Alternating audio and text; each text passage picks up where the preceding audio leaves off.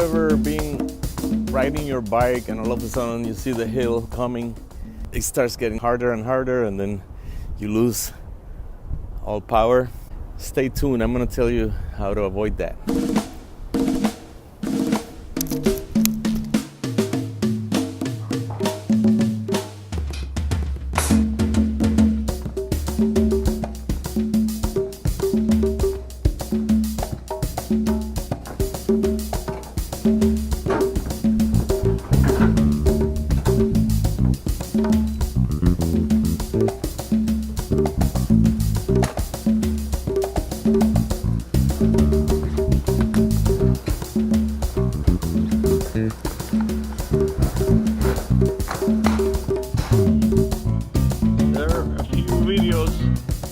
On the internet about shifting.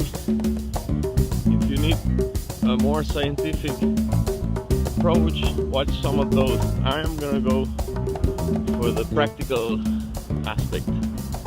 Okay, what to do when you're on the road, and I'll try to make a demonstration at the end. Going down has never been a problem. It's always the climb, so we're going to concentrate on the climb. You just have to remember where you are, remember the shift. Make a habit of remembering which speed are you on the bike. Then anticipate when you get to the hill and avoid cross chain. I have 3 speeds in the front, 9 speeds in the back. What I do is I divide the small with the first 3, the medium with the other 3, and the large one with the other 3. I have a little diagram here showing what you need to avoid while shifting, and that's cross chain. It would be this or this, because the chain, when it's like that, it gets really stressed, and you're going to be rubbing, it's going to be rubbing against the metal, and you're going to have a short life for that chain. It might even affect your power because it's not designed to ride like that. The ideal way you should shift is, what you have is like, if you're on the small in the front, you can shift to 1, 2, and 3. If you're on the medium one, 4, 5, 6. See how the chain is more straight now? The large one, 7, 8, 9. So for me, it's always better to anticipate with the back first, the front derailleur later.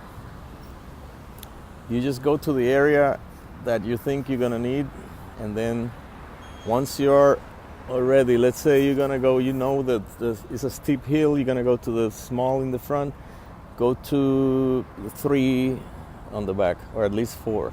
Don't stay on 8 or 7, you know. Just go down before you hit that hill, and then shift down from the front. I think that would help to make the transition a little smoother. And then if it's too light, too easy, you can just go back up in the back. The problem is when you are going up and down, and if you're going up and down, you can just use the front. And as a rule of thumb, you should maybe use the small for climbing, the medium for going flat, and the large one in the front for going downhill. So between those, I think you've got an idea now of how to shift. That way, you know, you can improve your time, even your Strava time, or if you're riding with a group or your friends and you don't want to look like a beginner, at least you can keep up with them, especially in the climbs. That's where the problem is. You can also use these markers here, these needles. You got to keep them both even.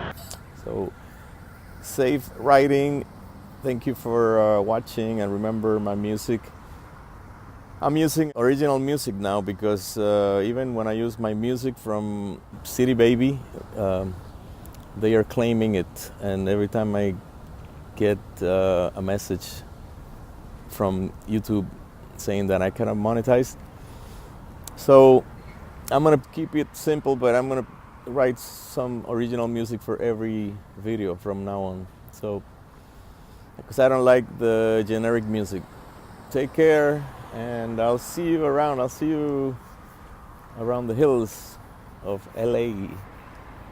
So the purpose of this video is first for health, so you don't have to strain yourself while going up a hill. Second, for safety, so you don't have to change your speed abruptly. If you have bikers behind you or something, you don't have to cause an accident. Third, for speed, so you can better your speed, so you can ride more efficiently. So that pedal stroke is always pushing you up. And there's two more things that I wanted to say. One is that what they call cadence, which is the speed at which you are pedaling. Try to keep that on the faster side without being too fast. It's better because, in other words, you try to keep it easy, so you don't have to. As soon as you start straining your muscles, then you might hurt your knees. You can have cramps. It's like. And the other point that I wanted to mention is that you have another way to get more power within your body, and that's by standing up. That's like the most basic. Like, let's say you're on a single speed, that's the only way you can go up a hill because you can't stay. But that, since you're putting a lot of weight on the pedals, it gives you more power, but it gets you more tired. So use it, when you have to, but don't think that you're gonna go, unless you're Alberto Contador, which Alberto Contador is like the climber, and he climbs I think he trains with standing up 20 minutes. If you stand, you're gonna want to do it for 30 seconds to a minute, and kind of slow cadence. You don't want to do fast cadence when you're standing. In other words, you're gonna shift to a harder gear, and then do that's gonna be like the elliptical in the gym, like that machine. That's what you're gonna do. So I did a little demonstration. Go ahead and watch this. I'm in a higher gear. See the hill coming. I'll go down, back first, then in the front. If it's too easy, go back up.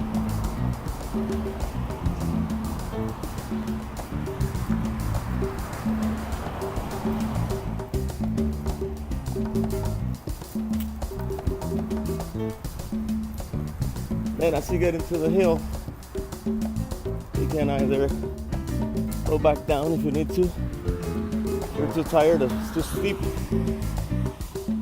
And if not, you can go up. Yeah. Or you can leave it there. Or you can go up and then stand up. And you get power here. It's like for racing.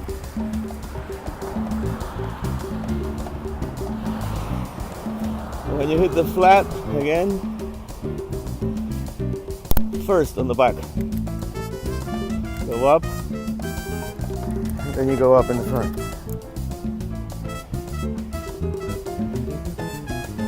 Now you're back on the flat going fast.